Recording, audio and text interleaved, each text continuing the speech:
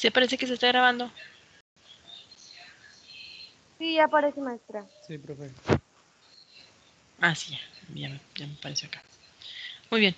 Bueno, entonces, hablábamos de los números significativos, de la importancia de asegurar el número que estamos observando, ¿sí? Y que la manera de asegurarlo, pues, es tratando de dar en la siguiente punto 1 de la unidad, ¿sí? Si estamos viendo en un termómetro, en una probeta, en una pipeta, ¿sí? Tratar de dar el siguiente número decimal para que esto nos ayude a asegurar el número que sí estamos viendo, que no tiene incertidumbre, porque si estamos viendo un 58, pues no podría, no, si lo dejamos como 58, recuerden que podríamos, por la incertidumbre, que sería 57 o 59. Entonces, la forma en la que nosotros aseguramos ese dígito que sí estamos observando, que estamos seguros de él, es yéndonos al siguiente decimal. Entonces, si ponemos 58.5, el punto 5 es el que tiene la incertidumbre. ¿Sí? No se queda en el número que estoy observando. ¿Sí? Bueno, hablamos también de los dos tipos de error, ¿sí? El error sistemático, el error aleatorio. ¿Sí? Decíamos que el sistemático es un error determinado que se presenta, que se reproduce, que se detecta y que se corrige. ¿Sí? De hecho, y si pusimos el ejemplo de la persona que llegaba tarde, entonces nosotros podemos corregir eso pues, citando a la persona más temprano. En cambio, una persona que no llega, pues es más, tienes más inseguridad. Entonces, los errores aleatorios, lo ideal es que no se presenten. ¿Sí? De tener todo el método controlado, entonces por eso nosotros lo que hacemos es mayor cantidad de repeticiones. Si se fijan, tal vez en el laboratorio por tiempo, por reactivos, por espacio, por muchos motivos. Permítanme.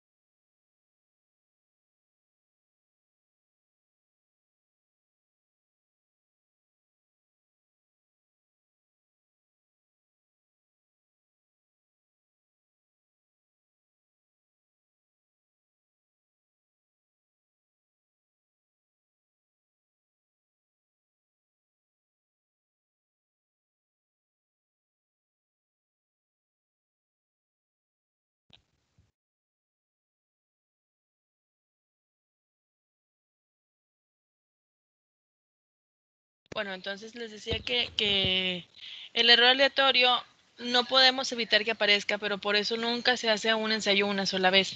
Sí, les decía que nosotros por tiempo, por reactivos, por muchos motivos, normalmente hacemos una sola pesada. A veces en el manual viene que lo hagamos por triplicado, sí, pero no tenemos el suficiente tiempo, sí, o el suficiente espacio para hacerlo así.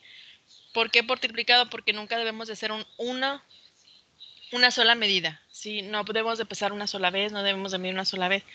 Un ensayo, o sea, una actividad bactericida no la podemos hacer solamente una vez. ¿Por qué? Porque esa sola vez podría ser, estar presente algún error aleatorio. Entonces no tengo un punto de referencia. Normalmente lo que hacemos es hacerlo por triplicado. Al hacerlo por triplicado, pues se supone que es un error aleatorio, aparece de vez en cuando, o sea, no es sistemático, no va a aparecer siempre que lo hagamos. Entonces, si nosotros lo hacemos 3 veces y hay un error aleatorio, el error aleatorio debería aparecer solamente en una de las dos medidas. ¿Sí? Si lo hiciéramos 2 veces, pues no sabríamos cuál es la medida real.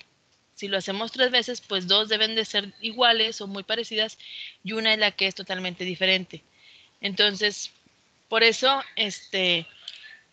nosotros hacemos mínimo por triplicado para poder detectar este error aleatorio. Por ejemplo, si medimos, si pesamos algo, si no conozco el peso que debe tener, lo pongo en la balanza y me pesa una vez 5. Lo vuelvo a poner en la balanza y la siguiente vez me pesa 10. ¿Cuál es el peso real? ¿Podrían saber ustedes cuál es el peso real?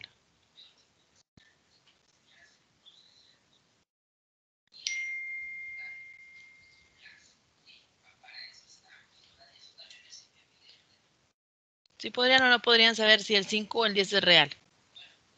No. O sea, no No. puedo. Si no, o sea, Hay diferencia, suponemos que uno es producto de un error aleatorio, pero no sabemos cuál. ¿Sí? Entonces, en cambio, si nosotros lo hacemos 3 veces, pongamos. La primera nos pesa 5 y las siguientes 2 nos pesa 10. ¿Cuál es el que está equivocado? El que pesa 5, El porque que pesa solamente se 5. presenta una vez. ¿Sí? Entonces, suponemos que hay un error aleatorio. Un error aleatorio no sabemos de dónde viene, no sabemos por qué ocurre, no sabemos en qué momento aparece. Sí, entonces no podría decir, si es que ese 5 fue porque no taré bien la balanza. O sea, podríamos sacar un montón de probabilidades y de motivos, pero realmente no vamos a estar seguros de qué fue lo que pasó.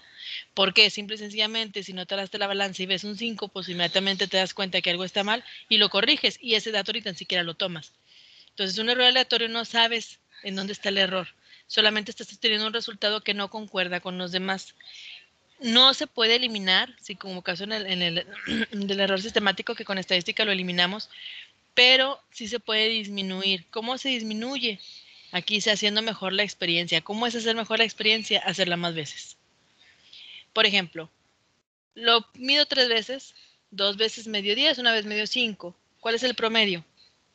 25 entre 3.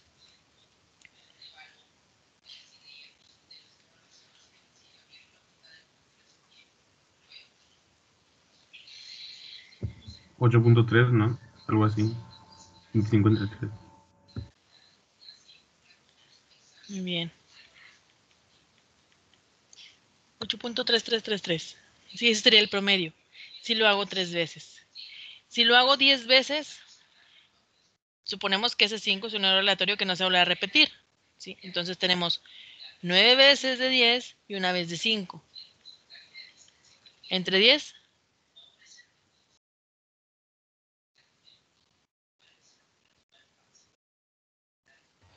9.5.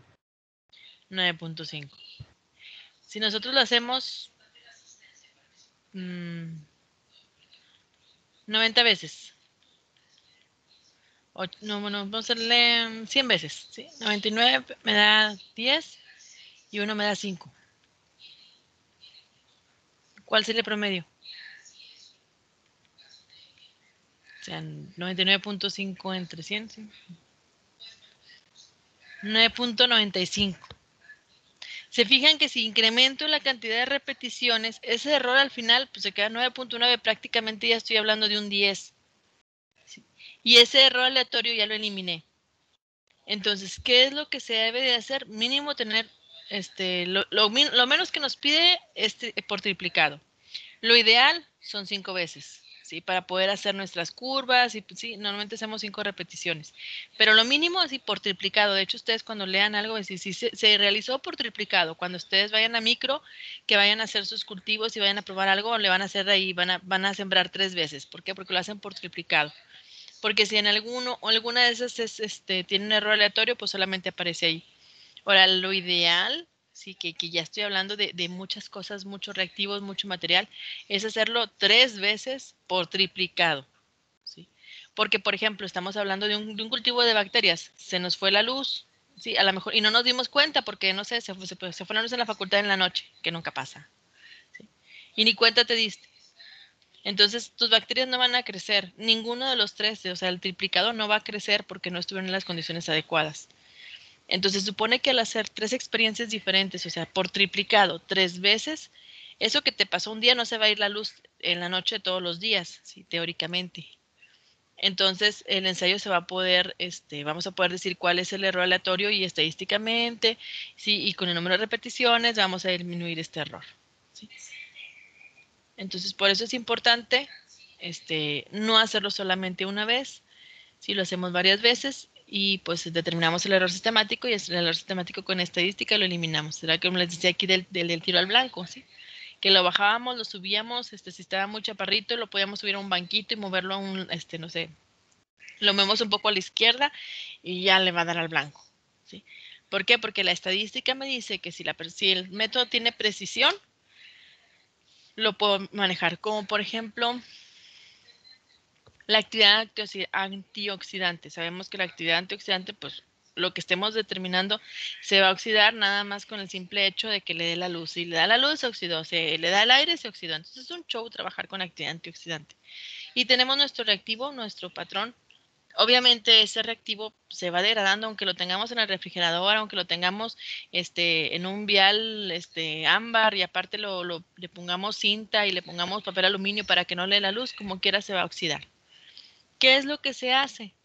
Pues corremos la concentración que debería estar, no sé, por ejemplo, nosotros a veces le medimos la absorbancia, ¿sí? Y le vamos incrementando, en lugar de ponerle 1 miligramo por mililitro, le vamos poniendo, ya ni pesamos la cantidad de reactivo que ponemos, le vamos agregando reactivo hasta que nos dé la absorbancia que debería dar el reactivo nuevo, ¿sí? Esa es la forma en la que nosotros tratamos de disminuir ese error sistemático, producto de un reactivo en malas condiciones. Bueno, la incertidumbre, habíamos hablado de la incertidumbre que les decía que prácticamente nada más es el grado de error. Sí, tenemos incertidumbre absoluta, incertidumbre relativa, la incertidumbre de la medida, ¿sí? Entonces, la incertidumbre absoluta es la incertidumbre del equipo, ¿sí? Una bureta tiene una incertidumbre de más menos 0.02, o sea, la bureta en sí, cuando la hicieron, ahí le pusieron más menos 0.02. ¿Sí? Pero, aparte, podemos sacar la incertidumbre relativa, o sea, la incertidumbre de la medida. Por eso ahí estoy diciendo, bueno, la bureta tiene una incertidumbre de 0.02, pero yo medí 12.35 mililitros. Entonces, 12.02 entre 12.35, que es la medida, no me va a dar la incertidumbre relativa. La incertidumbre relativa, normalmente la presenta como porcentaje. ¿Sí? Es el porcentaje de incertidumbre.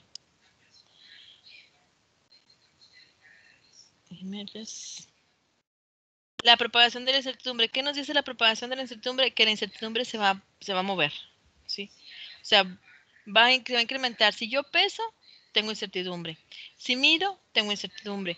La balanza tiene su error, la bureta tiene su error, el matraz de aforación tiene su error. O sea, todo lo que estoy utilizando tiene cierto error, ¿sí? Es por eso que habíamos dicho desde el principio que nosotros no podemos aseverar o asegurar una solución, si no podemos decir esto, no sé, este antibiótico no funciona para las bacterias, ¿sí? Porque tenemos esa incertidumbre, ese grado de error, entonces tenemos que decir siempre en base al observado, ¿sí? Ese antibiótico no tiene actividad, ¿sí? Entonces, pero tenemos que hacer ese énfasis en base a lo observado. Si nosotros no lo manejamos así, si lo damos como una seguridad, es de forma incorrecta, ¿sí? Porque recuerden que todo tiene incertidumbre, entonces como si fue, puede no ser. Claro que para eso lo hacemos, lo repetimos varias veces, utilizamos la estadística, entonces cuando yo doy tomo una decisión en base a mis análisis, obviamente estoy bien seguro de lo que estoy haciendo, ¿sí? Solamente pues es esa recomendación, ¿sí? De que nunca lo digamos como una verdad absoluta, siempre con su grado de error por la incertidumbre, porque sabemos que todo tiene un pequeño error, ¿sí? La incertidumbre se puede ir, se va incrementando. Por ejemplo, si hiciéramos estas sumas y restas y tuviéramos una incertidumbre, si no sé, tomamos con una pipeta estos volúmenes y tomamos la incertidumbre de cada una de las medidas, podemos saber cuál es la incertidumbre del volumen final. ¿Sí?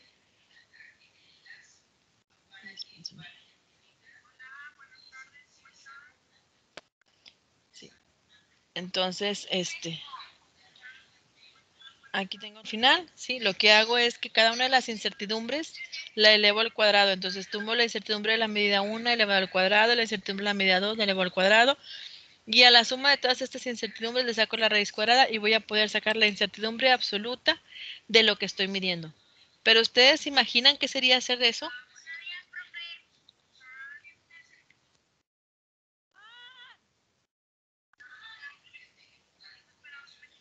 Imagínense que estuviéramos, no sé, preparando un medio de cultivo para hacer, no sé, una actividad bactericida con un antibiótico, entonces que en la preparación del medio tuvieran que en cada medida que pesamos el medio, sí, y pues ahí sacamos el error de la pesada y aforamos el medio para que, ¿sí? ¿Sí?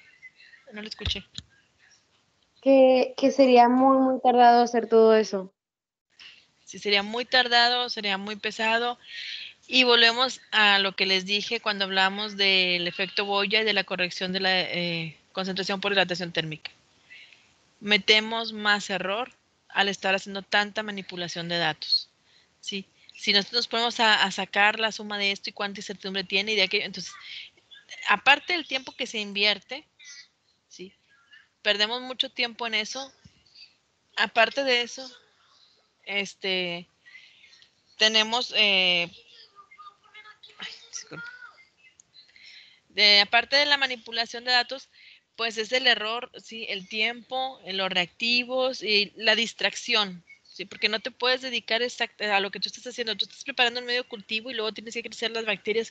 O sea, no te puedes enfocar en lo que estás porque estás pensando que cada medida que estás haciendo tiene un error, ¿sí? Y eso, pues en no estar concentrados nos acarrea otro error mayor.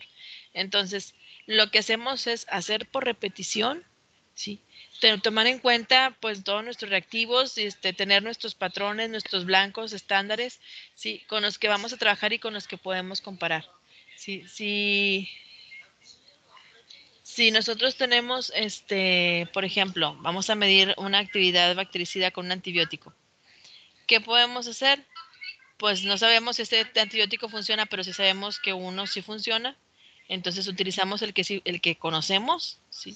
El que tiene una actividad probada y lo ponemos con el que estoy verificando, ¿sí?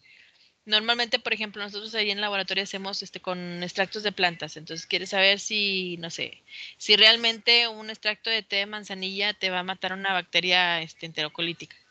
Entonces pones ese extracto y lo pones frente a un antibiótico. Entonces al tener un antibiótico ya sabes que sí lo está matando y no que si se mueren, ¿sí? Si se muere toda la placa, pues bueno, fue algo que pasó. Si solamente se muere el antibiótico, bueno, sabes que el antibiótico está funcionando, pero que el extracto que estás poniendo no funcionó. Y si las bacterias crecen sobre el antibiótico, ¿sí? Quiere decir que esas bacterias son resistentes, porque ya acuérdense, te están manejando mucho eso de las bacterias resistentes. Entonces, pues si no la mata el antibiótico, menos la va a matar un extracto. Entonces, para eso utilizamos, tomando en cuenta todos esos errores que están presentes, para eso usamos los blancos, usamos los patrones, usamos los estándares, para así asegurar lo más posible que nuestro ensayo es lo más preciso y exacto, ¿sí? Que lo va a repetir otra persona en otra parte del mundo, va a tener sus variaciones, obviamente, pero le va a dar los mismos resultados al final de cuentas. Si recuerdan que estadísticamente es lo que queda dentro de la campana, sí, de hecho es el tema que sigue, vamos a hablar de estadística, que queda dentro del área de aceptación de la campana de Gauss. Entonces no tendría que dar, por ejemplo, si estuviéramos hablando otra vez de lo que pesé que debería de pesar 10, no le tiene que dar 10 exacto, pero si le da un 9.5, un 9.8, a lo mejor hasta un 8.9, entra en el área de aceptación. ¿Sí? Entonces, estadísticamente ese resultado es válido y quiere decir que nuestro método lo deberíamos de poder reproducir aquí y en cualquier parte del mundo. ¿Sí? Para eso es la trazabilidad de los resultados, el ponerle el sistema, utilizar el sistema internacional y todo eso, para que lo que se realice aquí, no sé, en México, lo puedan repetir en cualquier otra parte del mundo. Y si ustedes cuando estén en un laboratorio quieren repetir alguna investigación, con los datos que tienen de esa investigación la deben de poder repetir, más o menos con los mismos resultados. Estadísticamente tiene que ser válido, ¿sí? Sin tener que detenernos. Por eso, de hecho, este capítulo sí tiene cálculos, pero no los vamos a hacer, ¿sí? Porque no nos vamos a detener a hacer cálculos de cada medida de una bureta, de una probeta o de una pipeta, ¿sí? Nosotros al final de cuentas tomamos en cuenta todos los errores, estadísticamente lo que obtuvimos, ¿sí? Por repeticiones, y aceptamos o rechazamos una de las hipótesis que se plantean al inicio, ¿sí? Y bueno, con esto ya terminamos. Lo que le quería poner, y estoy pensando a ver cómo le hacemos, es el video. ¿Sí lo vieron todos ayer? Sí, profe.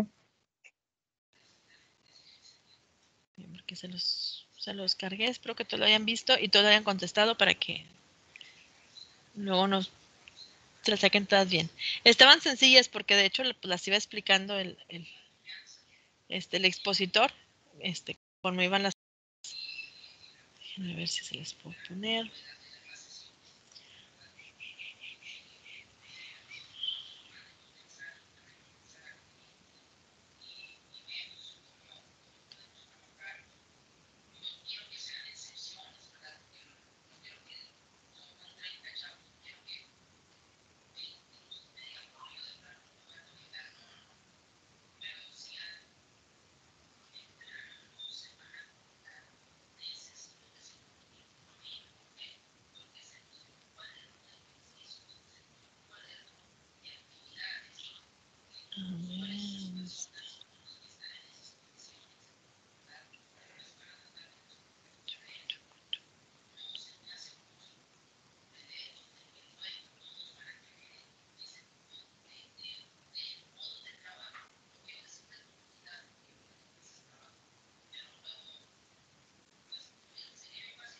Aquí está.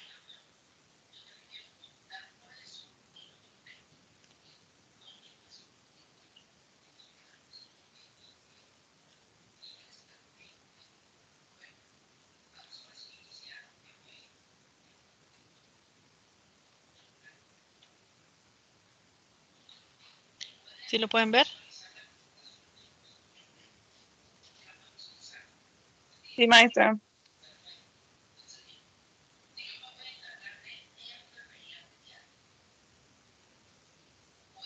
Vamos a hacer un repaso de precisión y exactitud, que si bien son dos palabras que podemos llegar a confundirla como sinónimos, ya vimos que no son. Para entender la diferencia, la mejor forma es pensar en el ejemplo blanco. Si tenemos 4 rifles distintos, básicamente vamos a tener 4 opciones distintas.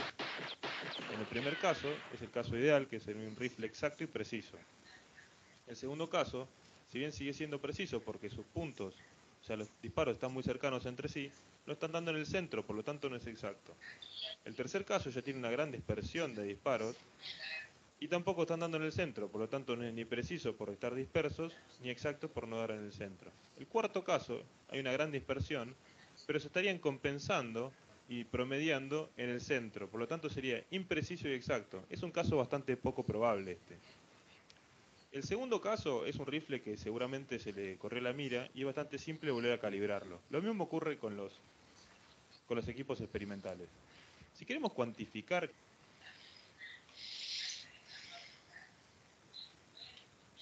Bueno, les apareció la primera pregunta. Es la dispersión del conjunto de valores que se obtiene a partir de las mediciones repetidas de una magnitud. ¿Cuál es esa? ¿Precisión o exactitud?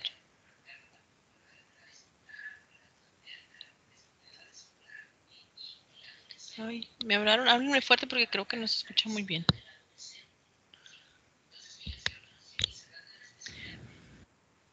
¿Qué respondieron ahí?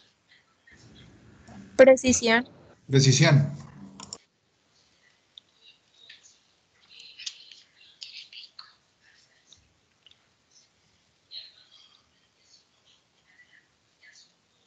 Cambiarlo.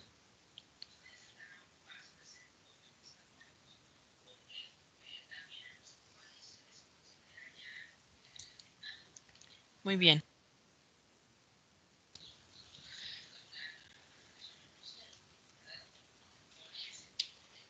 cuantificar qué tan dispersos están los disparos, tenemos que hacer un promedio de los mismos y ver la distancia de cada uno de los disparos al promedio. Mientras más grande sea esta distancia, más impreciso va a haber sido el rifle. Y ahí hace referencia a la cercanía del valor medido al valor real. ¿Ese cuál es? Exactitud. Exactitud. Exactitud. A ver. Enviar. Muy bien, si es exactitud, vamos a continuar.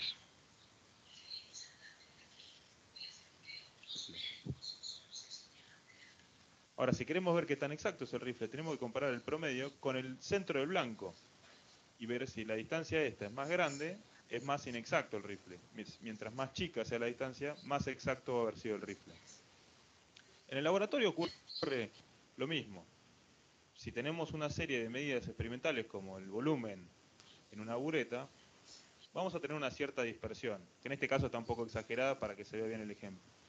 Vamos a calcular el promedio de las medidas experimentales como la suma de las mismas dividido el número de medidas, que en este caso como tenemos 5 dividimos por 5, y obtenemos el promedio. Luego tenemos que sacar las desviaciones individuales, que sería el equivalente a la distancia que vimos recién. La desviación, o sea, la distancia de la primera medida experimental va a ser la medida experimental menos el promedio. Esto nos da la desviación individual de la primera medida. Hacemos el mismo cálculo, que siempre va a ser un valor positivo porque se toma en módulo. Recuerden esto.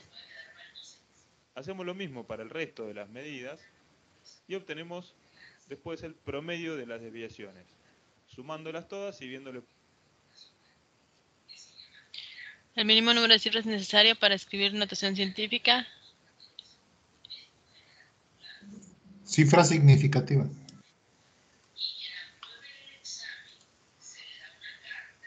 Muy bien. Y viéndole por el número de desviaciones. Luego, para expresar correctamente la serie de medidas, tenemos que poner el promedio y el promedio de las desviaciones. Pero este promedio de las desviaciones hay que escribirlo con una sola cifra significativa. Y ahora, escribir el promedio con la cantidad de decimales que nos indica el promedio de las desviaciones. En este caso nos muestra un decimal, hay que escribir este número con un solo decimal. Esto es porque, si se acuerdan, las cifras significativas son todas las cifras que tenemos de forma segura, más la que contiene la incertidumbre. La incertidumbre, en este caso, nos le está indicando el promedio de las desviaciones. Nos indica que en el primer decimal hay una incertidumbre. Entonces, este sería el dato con incertidumbre, los otros serían seguros. Y este dato se escribe con una sola cifra porque no tiene sentido escribirlo con más de una, ya que todo el dato está asociado a la incertidumbre. Hasta ahora Expresa el margen de incertidumbre asociado a la media, el error absoluto o al relativo. Absoluto. Absoluto.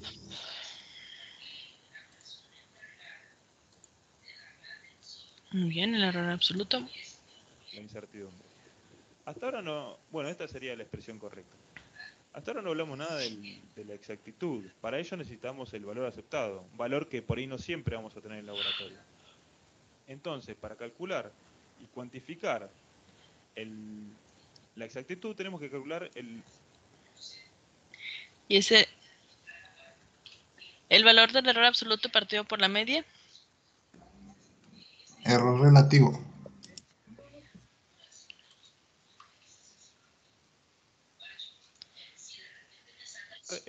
el error absoluto o el error relativo. El error absoluto va a ser el módulo de la diferencia entre el promedio y el valor aceptado. Y siempre también va a dar un valor positivo. El error relativo va a ser este valor, o sea, el error absoluto dividido el valor aceptado, que también va a ser siempre positivo. Vamos a ver si nos sale un problema. Tenemos una masa de cloruro de sodio que la pesamos varias veces en dos balanzas distintas, obteniendo estos resultados. Tenemos que expresar correctamente la serie de resultados y además indicar y justificar cuál de las dos balanzas es la más precisa. Por otro lado, tenemos que ver si el valor aceptado de 1 gramo con 5 cifras significativas, tenemos también que indicar y justificar cuál de las dos balanzas es la más exacta. Para hacer esto, la forma más sencilla es hacer una tabla de este tipo, donde escribimos todas las medidas experimentales y luego escribimos el promedio de ellas, o sea, la sumamos y la dividimos por el número de medidas, en este caso de vuelta 5.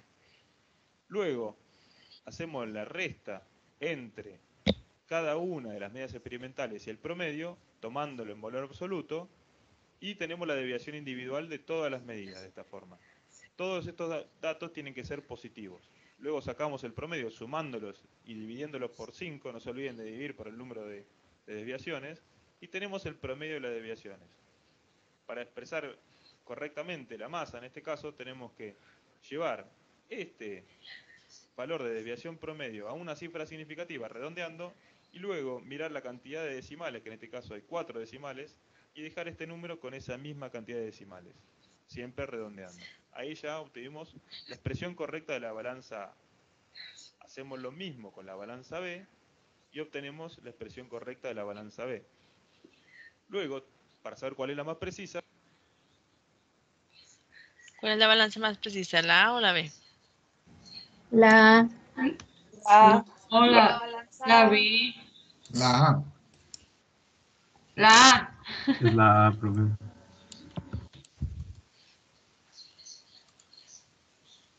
Es la A porque su desviación es menor.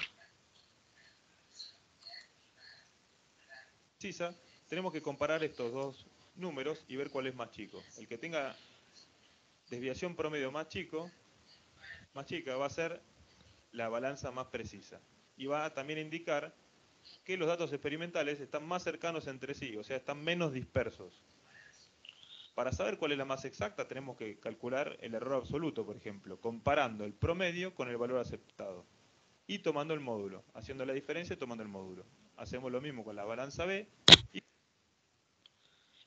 ¿Y cuál es la más exacta? La balanza A. Sí, es la balanza A. Profe, Mande. yo no entiendo por qué la balanza fue también la más exacta y la más precisa. Sí, por 2.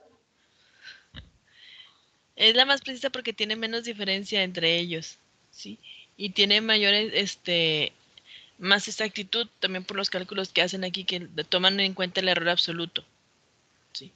Entonces, como el error absoluto de la balanza es menor que el de la balanza B, entonces la balanza A es más exacta. Sí, creo que aquí termina de decir eso.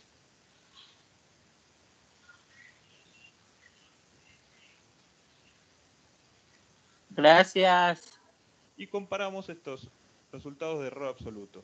El valor más chico nos va a indicar que estamos en presencia de la balanza más exacta. En este caso, de vuelta, la balanza A. Bueno, eso sería todo.